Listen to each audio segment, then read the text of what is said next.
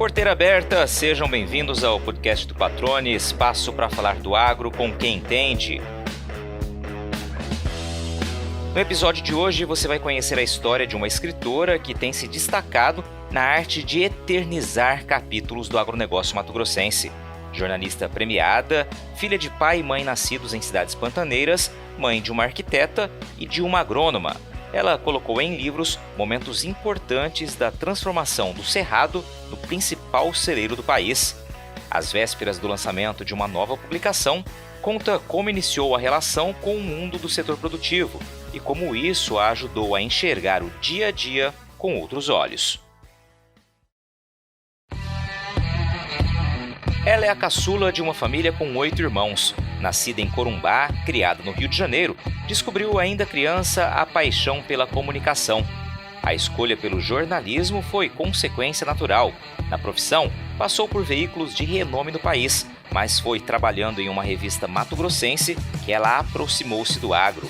O campo recheado de boas histórias foi terreno fértil para Marta Batista colher grandes reportagens e levar para os livros depoimentos, histórias e lembranças de pessoas que ajudaram a tornar Mato Grosso o estado gigante que é.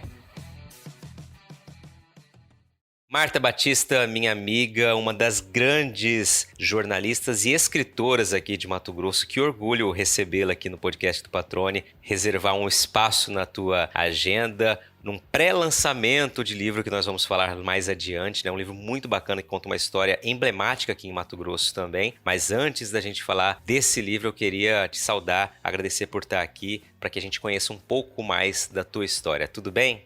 Tudo ótimo, tudo muito bom e muito feliz de estar aqui com você.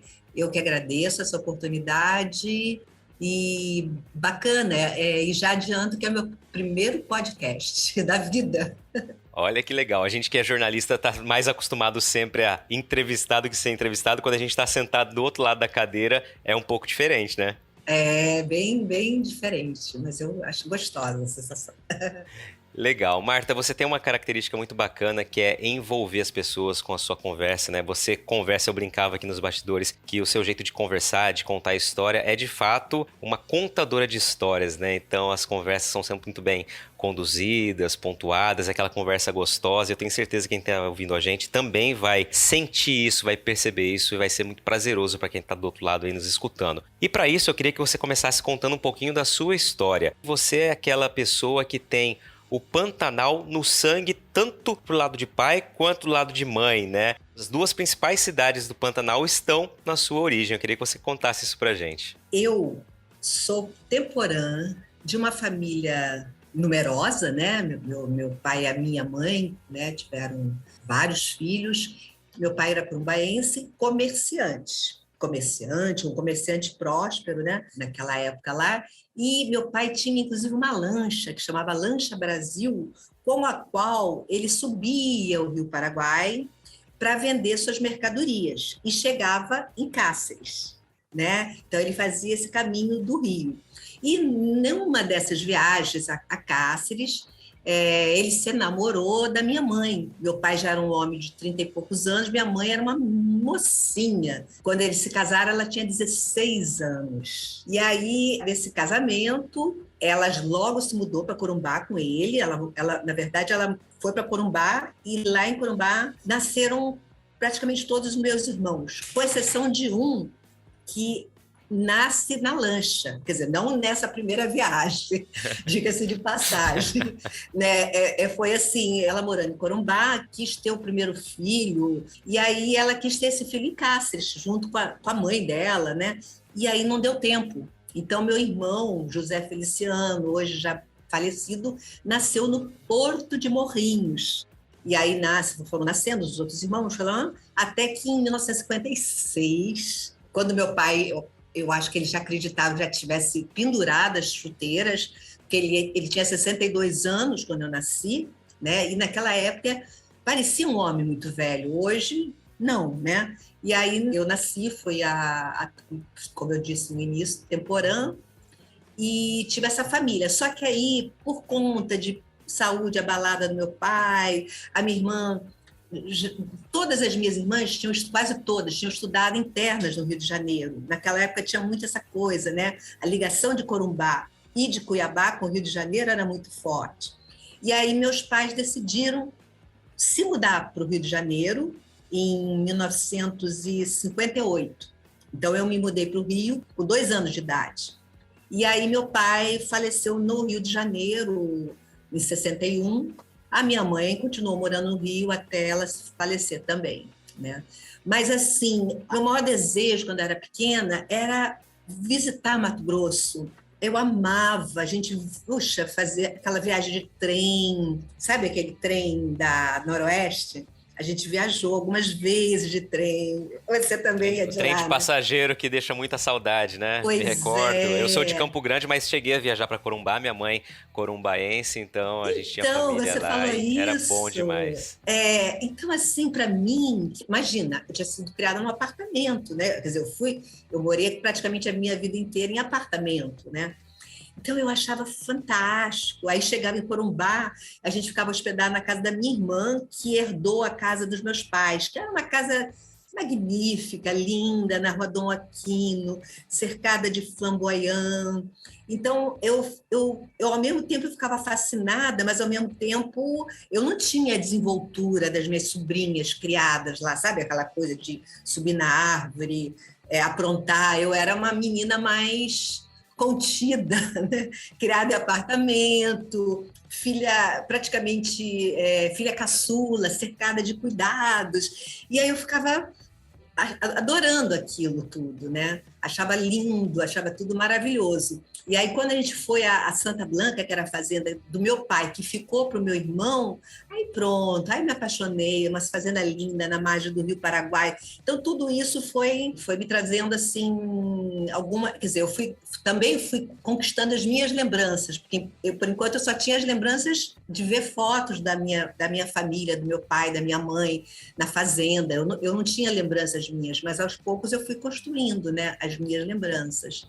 Que bacana. Isso é interessante que, assim, você teve a sua infância, então, né? Cresceu ali no Rio de Janeiro, construindo as lembranças por fotografias e depois pôde, né, ter essa sensação presencial, né, de fato, para entender e sentir toda a história que você já conhecia por retratos. E aí você falou Cáceres, Corumbá e falou das fazendas. Seu pai era comerciante, mas tinha também um histórico no campo, né? Ou seja, você tem uma ligação com o campo também de sangue. Na verdade, à medida que ele foi prosperando, aí ele comprou as fazendas, né? Então ele não era fazendeiro, ele se tornou fazendeiro. E aí, quando faleceu, ele deixou para o meu irmão essa fazenda, mas eu vivi pouco a fazenda. De vez em quando, as minhas irmãs me contavam história, mas eu não lembro disso. Eu tinha menos de 2 anos. Eu acho que a gente só consegue ter lembranças assim. As minhas lembranças de criança, as minhas lembranças mais antigas, já são do Rio de Janeiro, né? Então, eu vivi, puxa, eu falo que esconder a idade é uma coisa muito boba, né? Porque a riqueza que você tem, que você vai acumulando ao longo da vida, eu acho que é tão bacana, né? Poxa, eu vivi bonde no Rio de Janeiro, a gente ia para a praia de bonde. Então, eu vivi aquele Rio de Janeiro dos anos 60, que, lógico, não era só tudo maravilhas, porque também teve o golpe de 64, toda uma situação, mas eu era criança, né? E assim, já entrando num assunto mais assim profissional, eu acho que quando eu tinha uns 9 anos, 10 anos de idade, eu já sabia que eu queria ser jornalista. Aí você vai falar, mas por quê? Tinha alguém na sua família jornalista? Esse meu irmão até era jornalista em Corumbá, não de formação, ele se formou em Direito, mas era dono de jornal em Corumbá. Mas eu acho que assim, eu lia muito, eu gostava muito, tinha uma revista na época que eu era fascinada, que é a revista Realidade. E aí eu falei, não, é isso que eu quero fazer, eu não quero, sempre a minha ansiedade de sair daquele mundinho, sabe? Aquela coisa assim, você está num apartamento, fechada num apartamento, vivendo aquela coisa mais cuidada. Eu queria ganhar o mundo, eu queria conhecer outras realidades, né? E aí, Marta, antes da gente chegar de volta aqui para Mato Grosso, falar um pouquinho da tua experiência no Rio de Janeiro como profissional da imprensa, né? Como uma jornalista bastante atuante, teve uma experiência muito bacana ali também no Rio. Vamos resumir um pouquinho da tua história aqui.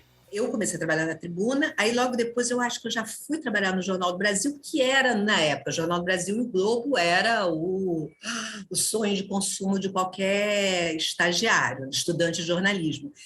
E aí eu passei pelo JB, mas não, minha primeira passagem não fui contratada, vinha ser contratada, meu primeiro emprego de carteira assinada, no jornal Última Hora, que era um jornal também que foi muito combativo na época do Samuel Weiner, o fundador, mas na época que eu trabalhei lá era um jornal assim meio popular, sabe assim, aquele jornal que tinha um jornal muito popular na época que era o Dia, né?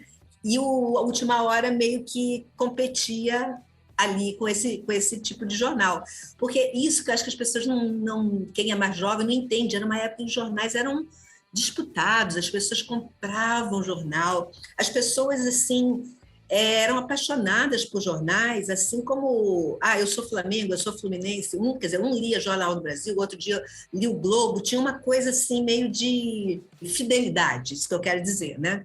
E aí eu trabalhei na Última Hora, acho que uns 2 anos e meio, 3 anos, cobrindo de tudo, né? Eu era da geral, e o geral é o meio pau para toda a obra, né?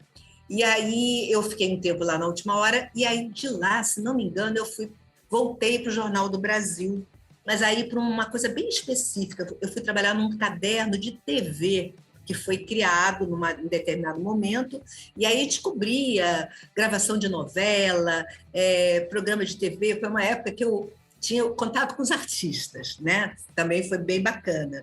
De lá, eu pulei para a Veja.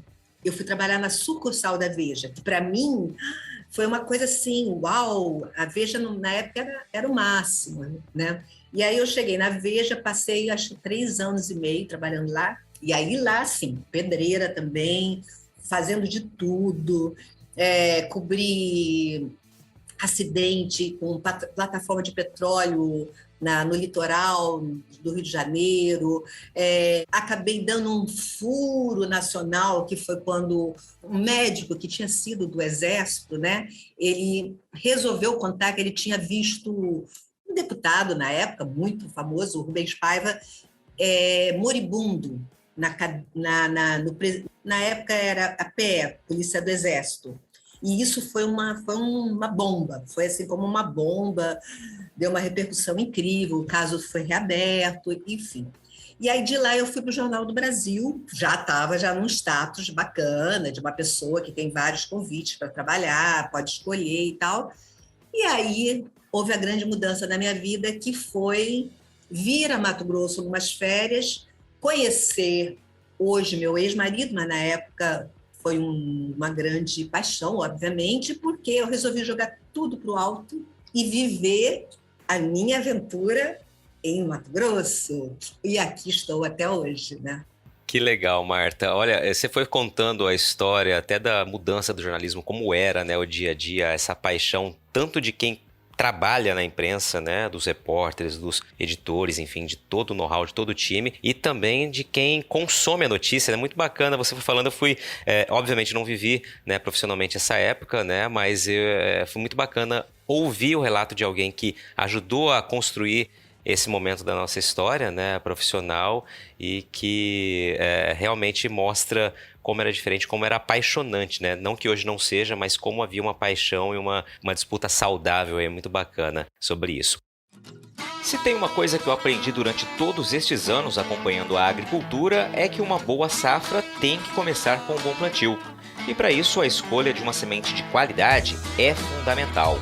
Na Agrosol Sementes, a excelência dos produtos e serviços oferecidos é condição seguida à risca para garantir os resultados e a satisfação do agricultor. A empresa mato-grossense atua com multiplicação de sementes de soja há mais de 20 anos, uma história estabelecida sobre o tripé qualidade, credibilidade e inovação. Com produção de sementes 100% licenciada, em parceria com as principais obtentoras de cultivares de soja, a Agrosol Sementes garante um portfólio abrangente e com as melhores opções para todo o estado.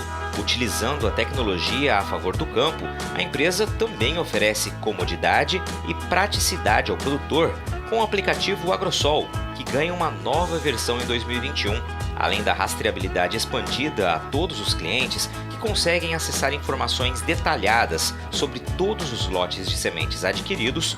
O aplicativo também acaba de se tornar uma plataforma de acesso a ofertas e a realização de orçamentos, tudo de maneira simples e intuitiva.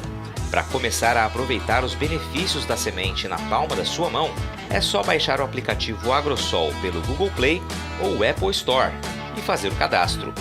Agrosol Sementes, germinando o futuro. Bom, passado esse capítulo, então você volta para Mato Grosso e aí volta a ter uma relação mais próxima com o agronegócio, né? Ainda não agronegócio, por quê? Eu fui morar em Cáceres, né? Cáceres, a 200 e poucos quilômetros de Cuiabá, onde esse meu ex-marido tinha fazenda no Pantanal. E aí, há um período de 3, 4 anos que eu vivo intensamente o Pantanal. Aí tá bom, aí o meu ex-marido tinha uma fazenda extensa, porém com pouco gado. E aí a renda dessa fazenda, que é uma coisa que você conhece muito bem, foi um momento que o Pantanal desvalorizou muito. Então, a cada ano, a venda dos bezerros rendia menos. E com isso, a gente ficava mais apertado. E aí foi quando eu resolvi trabalhar. Mas, no primeiro momento, eu fui trabalhar na Universidade do Estado de Mato Grosso. Consegui lá um lugar como professora, dei aula lá há muito tempo. Aí depois depois dessa experiência na Unemat, eu trabalhei na Secretaria de Meio Ambiente e Turismo, que foi também maravilhoso, foi muito legal. Até que eu já separada, né, resolvi que talvez fosse bom mudar para Cuiabá. Não só para eu ter mais oportunidade de trabalho, como também porque minhas filhas já estavam ficando adolescentes, já precisavam de uma escola, teriam mais opção também, né, de estudo. E aí a gente se muda para Cuiabá em 2003. E aí aí sim eu passo a ter um contato com o agronegócio, né? Aí o que acontece? Eu conhecia já lá de Cáceres o Sérgio de Oliveira, jornalista, que nessa época já era editor da revista Produtor Rural, a extinta revista Produtor Rural da FAMAR. E eu me lembro que foi uma das primeiras pessoas com quem eu conversei. Estou pensando em vir para Cuiabá, o que você acha? Será que eu vou conseguir trabalho? Ele falou, claro, uma pessoa como você arruma trabalho em qualquer lugar. Eu falei, oba, que bom. Ele falou, olha, infelizmente eu não tenho como te dar trabalho, mas eu posso te arrumar uns freelancers lá na revista. Na época, a revista trabalhava com freelancer. Eu falei, maravilha. Mas aí, eu não sei se é sorte, pode chamar do que for. Eu cheguei em Cuiabá sem um emprego, e rapidamente foi na época da mudança para o governo Blairo, primeiro ano do governo Blairo Mágico. Não conhecia, obviamente, o Blairo, mas o Sérgio me conseguiu um lugar na Secretaria de Educação da época, na assessoria. E no dia que eu fui lá fazer o primeiro contato, que eu descobri? Que o doutor Gabriel Novis Neves, que era o então secretário de Educação, tinha sido colega, amigo de juventude do meu irmão. E aí ele ficou encantado. Ele falou assim, não, mas você não pode ser irmã do José Feliciano. Eu falei, sou. Porque o meu irmão é mais velho que ele, enfim. Aí ele falou, olha, pelo seu currículo, você já quero que você trabalhe comigo. Mas agora, com essa genética, enfim, consegui trabalhar lá na Seduc. Eu acho que eu cheguei a trabalhar lá talvez um ano, porque logo o doutor Gabriel saiu, ele foi deslocado para a Secretaria de Saúde, acabou não se adaptando, e aí ele saiu do governo. E eu continuei trabalhando com a então secretária, que era outra pessoa com quem eu não tinha tanta afinidade. E aí, nisso, o Sérgio me faz o convite. Marta, quanto você está ganhando na Secretaria de Educação?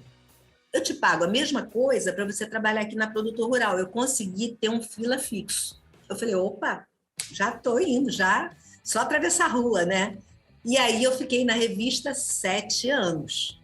Aí sim, foi uma grande escola, porque eu não sabia nada. Eu não sabia nada sobre algodão, eu não sabia nada sobre soja, eu não sabia nada sobre nada. Eu não sabia nem que existia, mal sabia que existia uma cidade chamada Lucas do Rio Verde, mas eu conheci muita coisa, graças à revista Produtor Rural, né? Muito bacana isso quando você fala, Marta, porque isso também vem ao encontro do que eu vivi, por isso que eu acho que é bacana a gente destacar que o casamento, jornalismo e agronegócio, né, para nós dois aqui, ouvindo a tua história, o teu relato aqui, foi uma mola propulsora para conhecer muitas histórias diferentes, muitas realidades, muitas cidades diferentes, muitos lugares onde, evidentemente, em outra profissão, ou se não fosse o jornalismo e o agronegócio, a gente, né, de fato não estaria, né?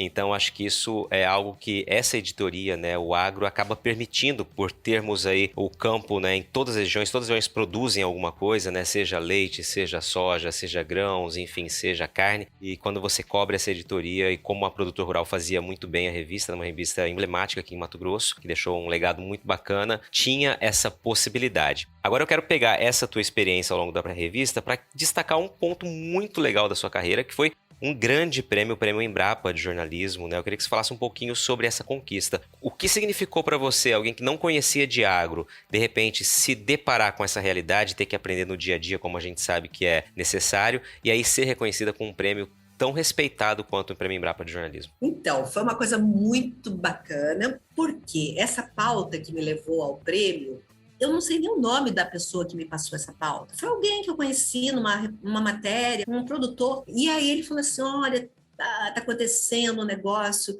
que a planta... Eu não lembro nem se ele falou, acho que era planta invasora. Eu não sabia lá direito o que era planta invasora. Mas aí ele me explicou, né, qual era o fenômeno e tal. E eu cheguei para o Sérgio e falei, Sérgio, o que você acha de a gente fazer uma matéria sobre resistência, né? Aí ele, faz, ele me deixava muito livre, né? Só que a pessoa aqui resolveu falar sobre resistência de tudo. Planta, inseto, na pecuária, na agricultura. Foi uma matéria, assim, absurda, quase enlouqueci. Falei com gente da Embrapa Soja. Olha, eu falei de tudo. Aí, legal, escrevi a matéria, fiz a matéria. Ficou, assim, uma matéria de, sei lá, 6, 8 páginas da revista. Aí, escrevi lá no Prêmio Embrapa, mas sem a menor pretensão, assim, nenhuma expectativa.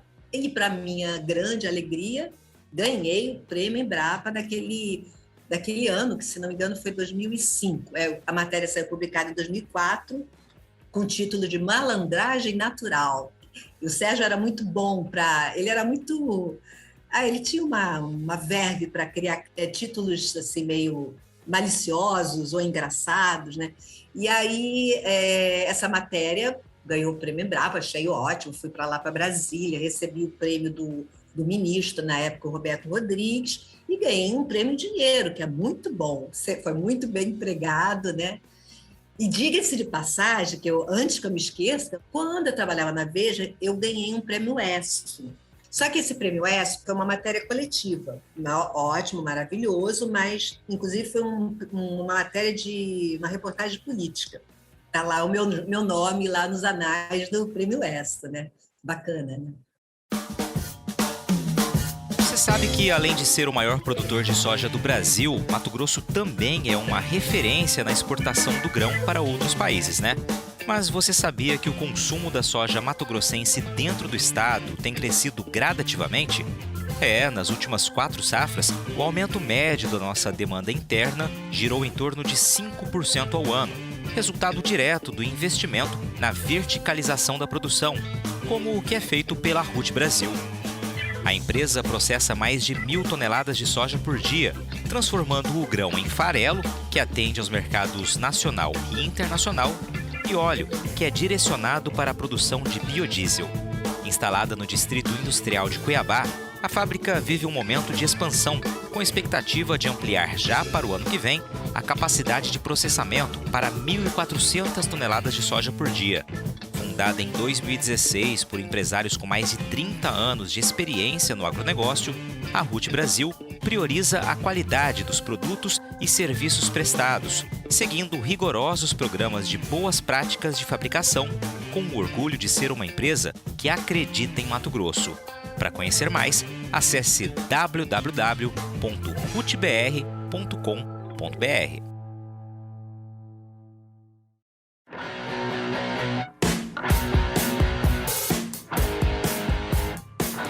Você está ouvindo o podcast do Patrone. Agroinformação com quem entende.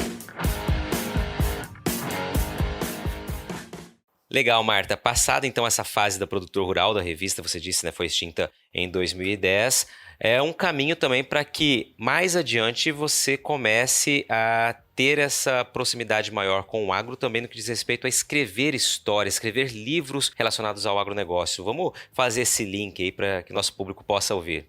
Chegando um pouquinho atrás, quando eu morava ainda em Cáceres, eu fiz o meu primeiro livro, que é o livro Cantos de Amor e Saudade, que é a história de Cáceres contada através de voz Stella. Por que esse livro é importante? Porque foi um momento de constatação.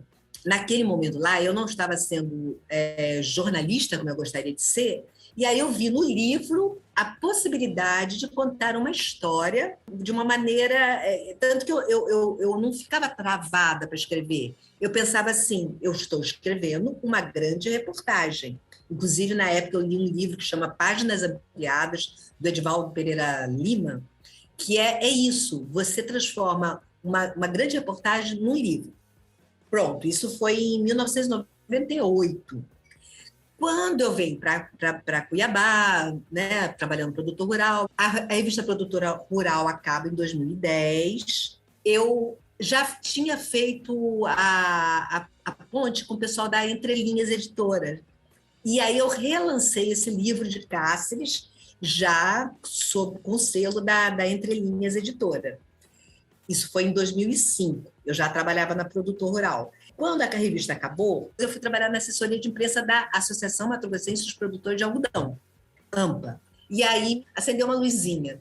Puxa vida, a história do algodão é tão interessante, o pessoal conta, por que não escrever um livro? Apresentei esse projeto, primeiramente ao diretor executivo, Décio Tocantins, e depois ao presidente, na época, que era o Gustavo Piccoli, de Sorriso. Ambos gostaram muito do projeto e o projeto me deram um sinal verde para realizá-lo. E bastante liberdade. E aí, em um ano, menos de um ano, a gente terminou esse livro e lançou esse livro em dezembro de 2016, que ficou com o título Algodão, os pioneiros que transformaram Mato Grosso em um grande produtor. Que é um livro muito bacana, modéstia à parte, ficou um livro muito interessante, realizado sob os auspícios da AMPA. Aí, depois disso, ou melhor, quando eu ainda estava fazendo o livro do algodão, a Maria Tereza, da Entre Linhas Editora, que foi minha parceira no livro do algodão, me convidou para fazer um livro que era a biografia do André Maggi. No caso, a família chamou a Maria Tereza, Entre Linhas, para fazer esse trabalho, e ela me indicou enquanto escritora. Foi um trabalho diferente. Por quê? Porque já tinha havido 2 tentativas de fazer o livro que, por motivos diferentes, não agradaram à família e aos gestores do projeto. Então, eu tinha essa missão, juntar o que era de bom de um e de outro, né? E transformar isso num livro. Foi um trabalho bastante árduo e, para minha sorte, a versão que a gente fez foi aprovada e foi lançada, se não me falha a memória, em abril de 2019, que é o livro André Maggi, do Cabo da Enxada ao Centro do Agronegócio Brasileiro.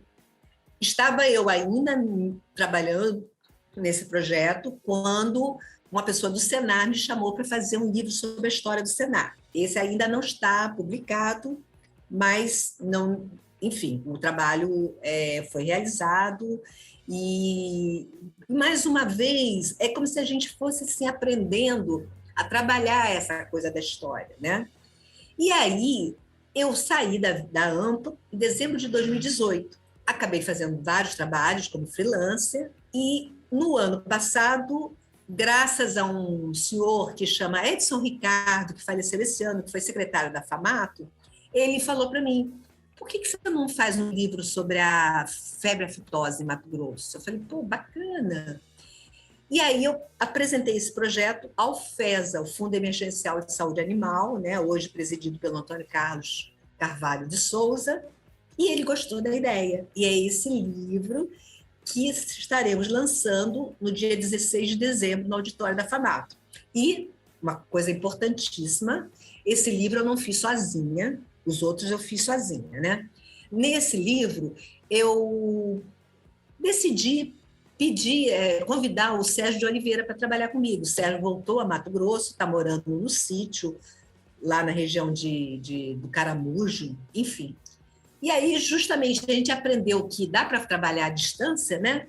E aí a gente começou a fazer esse livro. Começou, não. A gente fez esse livro em parceria. Começamos e acabamos, né? E aí o livro vem, então, coautoria, né? Quer dizer, Marta Batista e Sérgio de Oliveira. E ficou um trabalho bem interessante, eu acredito. Legal, Marta. Vamos lá, falar um pouquinho, antes de você trazer mais detalhes desse novo livro.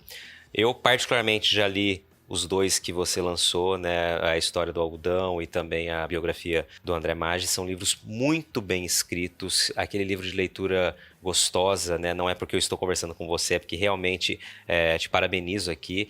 E por deixar eternizada histórias, né, que realmente são parte da grande história de Mato Grosso, né? Eu acho isso muito bacana, né? Eternizar o nome das pessoas, a história das instituições, né? A história de uma atividade, como é o caso da produção de algodão. E eu gosto sempre de tentar entender o que o escritor, ou seja, quem coloca de fato, né, no papel todas as histórias, né? O que aprende com isso? Porque além de ser prazeroso escrever, desafiador para contextualizar tudo e de tornar aquela história sempre atrativa para quem está lendo, é um momento de muito aprendizado, né? Um tempo de muita dedicação. O que você aprendeu, tomou para si, ouvindo tantos depoimentos e escrevendo esses livros que você mencionou aqui? Acho que me encanta são as histórias de vida, sabe? Histórias de vida e mostrar que a pessoa... Nem sempre os pioneiros são os que se dão bem, né? Os mais pioneiros. Alguns se dão bem. Para cada, eu vou exagerar, mas para cada Blairo Maggi, tem um monte de sulista que veio para Mato Grosso e tem um negocinho. Eu me lembro uma vez que eu conversei com um moço que tinha um restaurante ali na beira da estrada, em Jangada. O pai dele não teve tanta sorte, ou sei lá, não comprou a terra no lugar certo, né? Então, é isso. Agora, independente de qualquer coisa, pessoas como Blairo, como o próprio Pivet, eles ralaram muito, né? Antes de serem essas pessoas hoje poderosas, ricas, né? Eles se deram muito. Então, eu acho que é isso. A gente aprende a ser menos preconceituosa, sabe? É legal, porque você está falando de histórias de vida, como você destacou agora na tua resposta, e histórias de vida são histórias reais, né? Não tem apenas fantasia, tem muito de sabor, tem muito desafio, tem muitas conquistas, né? Mas enfim, são histórias de vida. E quando você fala que a gente precisa ser mais tolerante, acho que a gente tem que se permitir ouvir, né? Acho que muitas vezes está faltando exatamente isso, né, Marta? Se permitir ouvir para às vezes enxergar ou tentar enxergar um pouco também outro ponto de vista, o outro lado. Acho que talvez aprender a ouvir ou reaprender a ouvir seria um bom caminho aí, né? Sem dúvida. Qualidade e credibilidade. Na era da informação e com tantas notícias falsas, é fundamental saber onde encontrar conteúdos produzidos por quem sabe que o bom jornalismo exige responsabilidade. E foi comprometido com você que o portal Leia Agora montou uma estrutura robusta, com uma equipe experiente focada em comunicar de um jeito diferente e dinâmico. O portal se tornou a primeira multiplataforma com conteúdo online e audiovisual em Mato Grosso. Lá você fica sabendo tudo sobre política, esporte, cultura, entretenimento e também sobre agronegócio. Toda quarta-feira à noite tem o programa Agro Agora, apresentado pela produtora rural Adriane Steinmetz, que, aliás, foi a entrevistada do episódio número 5 do podcast. Vale a pena você conferir a história dela. No Agro Agora, a Adriane fala de temas importantes do setor, com o conhecimento de quem também está do lado de dentro da porteira. Para acessar todo esse conteúdo no site ou nas redes sociais, é só digitar leiagora.com.br. Bom, Marta, e aí a gente chega ao novo projeto que vai ser lançado, como você disse, daqui a pouquinho, que é o livro sobre os 25 anos, né, de Mato Grosso sem a febre aftosa, né? Qual o título que ficou esse livro? E me fala um pouquinho, né, desse trabalho, o que ele traz. Primeiro que foi fantástico, que a gente começou esse livro ainda durante a pandemia, né? Aí eu conversava com os médicos veterinários, os senhores, assim, que venceram, quer dizer, participaram ativamente do combate ao vírus da aftosa, né? E aí a gente acabava falando sobre o vírus do SARS-CoV-2, né? Porque é muito, quer dizer, tem suas semelhanças, lógico. Para quem não conhece tanto o assunto, a febre aftosa é um problema muito mais econômico do que, apesar de ser uma zoonose, né, uma doença que passa para o ser humano, o dano maior que a aftosa causa é o animal e, consequentemente, ao bolso do produtor, né? Porque o animal perde peso, o animal eventualmente morre. Então, é uma doença extremamente temida no mundo inteiro, né? É uma coisa assim. Então, é muito legal que a gente...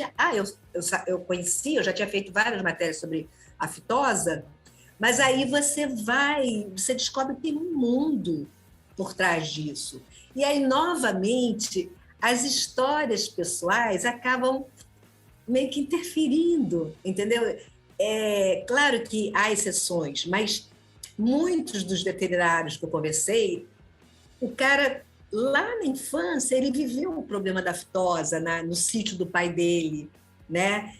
Tem um que até eu abro um capítulo com o depoimento dele, ele é o Inácio Crost. É impressionante o relato dele da experiência de aftosa na infância. E aí esse cara se torna médico veterinário, essa pessoa estuda para se fazer medicina veterinária e acaba ocupando um cargo de destaque no Ministério da Agricultura e tem uma participação muito efetiva no combate à febre aftosa.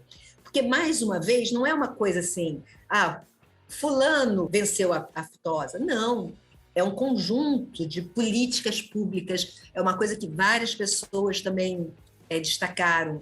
Por que esse combate à febre aftosa deu certo aqui em Mato Grosso? Porque Mato Grosso e Mato Grosso do Sul, que está tudo muito próximo, né? Porque nunca foi uma política de uma determinada pessoa. Não, entrou governador, saiu governador, entrou governador, saiu governador, e as pessoas continuavam, a política de combate à aftosa continuava sendo importante, forte, né? Então, isso é muito legal, porque o que a gente vê no Brasil, em geral? Boas iniciativas acabam sendo abandonadas, porque mudou o partido, aí a pessoa, vamos começar tudo do zero. As pessoas estão sempre querendo inventar a roda e dizer, não, fui eu que fiz, foi a fulano que fez. Não. Nesse caso da aftosa, é um acúmulo de experiências, é um acúmulo de iniciativas, né, que resultam numa coisa bacana. Claro, teve pessoas que se destacaram aqui em Mato Grosso. Eu acho que ninguém contesta, uma delas é o Zeca Dávila, né, que foi presidente da FAMATO e foi o primeiro presidente do FEFA, que antecedeu o FESA. E todo mundo fala isso. O Zeca foi aquela pessoa que, sabe, ele falava a linguagem do povo. E o Zeca também, enquanto produtor, enquanto adolescente, viveu a aftosa, viu a aftosa, né? E hoje nós temos uma geração de veterinários, eu cito a Daniela Bueno, que é uma pessoa bastante ativa até hoje, que nunca, quer dizer, veja bem, ela já viu a aftosa porque ela foi a um centro de alta tecnologia lá nos Estados Unidos, que é em Plum Island, onde ela viu a aftosa, mas ela não viu a aftosa aqui em Mato Grosso, né? Então, eu acho que esse livro, ele é bacana, ele é bem... Por quê? A gente está reverenciando a memória dos que efetivamente trabalharam para erradicar a aftosa, mas nós também estamos mostrando para uma nova geração, que talvez só tenha estudado a aftosa no livro, o que é a aftosa, o que ela pode causar, né? Qual é o peso dessa doença, né? Então, eu acho que ficou um trabalho bem interessante, assim, nesse sentido. E aí, tanto eu como o Sérgio, por termos uma formação de jornalistas semelhante, a gente investiu muito nisso, na história, sabe? Para não ficar uma coisa maçante, né? Para a pessoa ler e achar legal. Tem partes engraçadas, tem histórias engraçadas, tem histórias dramáticas. E o livro... Mas tem uma parte institucional também, que a gente não pode fugir, né? Mas é muito mais a história das pessoas, do que cada um fez para a gente chegar a esse status atual, Mato Grosso, livre de aftosa, com vacinação e sem vacinação lá numa zona lá no noroeste do estado, né? Lá em cima, né? Perfeito, um momento muito importante, inclusive, para retratar essa história, né, comemorando os 25 anos, né, livre de febre aftosa aqui no estado, e justamente como você disse, esse momento de transição, né, já temos alguns municípios aqui no estado, nessa região, que já são considerados aí como área livre sem vacinação e caminhando para o restante do estado, em breve também conseguir esse mesmo status. E como você disse, e eu acho que o livro traz muito disso, né, são histórias de pessoas, né? A gente nunca pode esquecer que qualquer política pública, qualquer cenário que envolva questão econômica, desdobramento, impacto, está atingindo ou está revertendo em pessoas, né? Está impactando pessoas, e por isso acho que vocês foram muito felizes, né?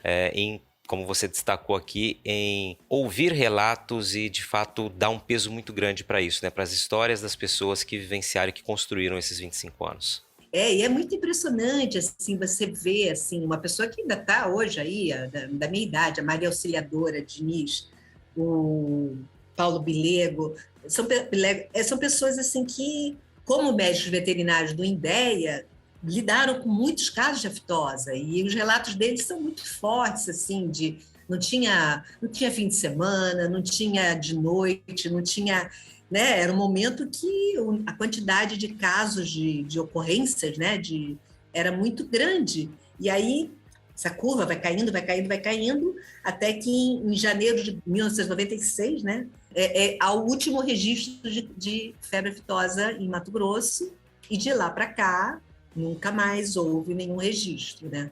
Mas aí que entra a importância também desse alerta do livro. A vigilância. Hoje é fundamental, a vigilância. Não é uma coisa assim, legal, acabou, está tudo bem, vamos para casa. Não, tem um trabalho efetivo que continua sendo feito, e do qual o FES é uma peça muito importante, já que ele tem, vamos dizer, os recursos, né, para, se houver uma ocorrência, bate na madeira, como lidar com isso, né? É preciso saber lidar com isso. Inclusive, a gente fala do caso no livro lá daquele... que é o surto que houve lá em Mato Grosso do Sul, né? Enfim, é bem interessante. É uma história recente, porque não tem tanto tempo assim, mas, ao mesmo tempo, parece que faz tanto tempo, né? Tudo isso. Então, são lições que a gente tem que não pode esquecer. Lições a serem lembradas o tempo todo. Perfeito, Marta. Que legal, né? Você dividir já com a gente já em primeira mão aí, né? De fato, um pouco do que vai estar no livro que vai ser lançado daqui a alguns dias. Adeus ao Vírus, Erradicação da Febre Aftosa, a participação de Mato Grosso na maior epopeia veterinária das Américas. Esse é o nome e sobrenome do livro. Exatamente, é um livro com nome e sobrenome. Que é uma coisa...